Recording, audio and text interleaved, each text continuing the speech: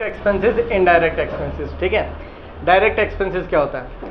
Raw material खरीदने के लिए आप जो भी भुगतान करते हो, जो भी पैसा पेमेंट करते हो, ठीक है, वो आपका डायरेक्ट एक्सपेंसेस है।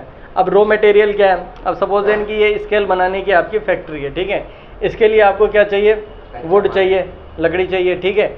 अगर इस पर कोई कलर पेंट आप करते हो वो चाहिए, ठीक है। अगर इसके अंदर कुछ मतलब कि स्टील का आप वो फिनिशिंग देते हो तो वो चाहिए। तो ये सब आपका क्या हो गया? रॉ मटेरियल हो गया। तो इस रॉ मटेरियल को खरीदने के लिए आप जो भी भुगतान करते हो, जो भी पेमेंट करते हो, ये आपका डायरेक्ट एक्सपेंसेस है, आपकी फैक्ट्री का डायरेक्ट एक्सपेंसेस है, ठीक है। फिर अपन बात करते हैं इनडायरेक्ट एक्सपेंसेस की। अब सिंपल सा कॉन्सेप्ट है कि रॉ मटेरियल खरीदने के अलावा जितने भी खर्चे होते हैं, जितने भी पेमेंट आप लोग करते हो, वो सब के सब इनडायरेक्ट एक्सपेंसेस में कहलाता है, ठीक है। वो कैसे? उदाहरण से अपन समझ लेते हैं। ऑफिस रेंट, आपकी फैक्ट्री है, ठीक है, तो आप लोग जाहिर सी बात है कि रेंट चुकाओगे तो वो किस में जाएगा? इनडायरेक्ट एक्सपेंसेस में जाएगा, ठीक है।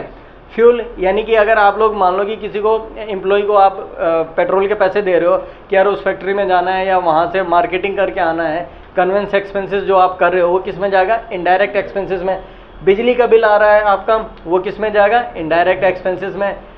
ये ट्रैवलिंग, अगर सपोज देन कि आप लोग जयपुर में आपकी फैक्ट्री है, ठीक है, आपको जोधपुर किसी काम से भेजना है अपने एम्प्लॉय को या आपको ही जाना है, ठीक है, तो वो खर्चे किस में जाएंगे? ट्रैवलिंग एक्सपेंसेस में जाएगा। जाहिर सी बात है वहाँ पे एम्प्लॉय काम कर रहे हैं तो पानी मंगोगे तो वो किस में जाएगा? वाटर एक्सपेंसेस, इनडायरेक्ट के अंदर में जाएगा। जब जो बड़ी बड़ी फैक्ट्रियाँ होती हैं उनके क्या होता है कि लीगल एडवाइज़र भी होते हैं, एडवोकेट वगैरह, वो सारी चीज़ें होती हैं, ठीक है, तो वो भी किस में जाएगा? लीगल एक्सपेंसेस आपके इनडायरेक्ट में। सैलरी आप दे रहे हो वही किस में जाएगा? इनडायरेक्ट एक्सपेंसेस में, ठीक है। अगर किसी चार्टर्ड अकाउंटेंट को आप फीस पे कर रहे हो, अकाउंटेंट वगैरह जो भी है आपके ऑडिटर हैं उनको आप दे रहे हो, वो सब के सब इनडायरेक्ट एक्सपेंसेस में।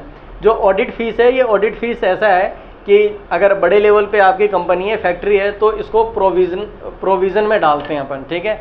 ये खेल अपर लेवल की चीज़ है, फिलहाल तो आप ये समझ लो कि ये भी इनडायरेक्ट एक्सपेंसेस में जाएगा, वैसे ये प्रोविज़न के अंदर जाता है, ठीक है।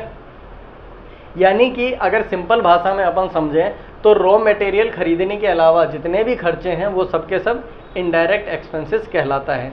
क्लियर? समझ में आ गया? ठीक है।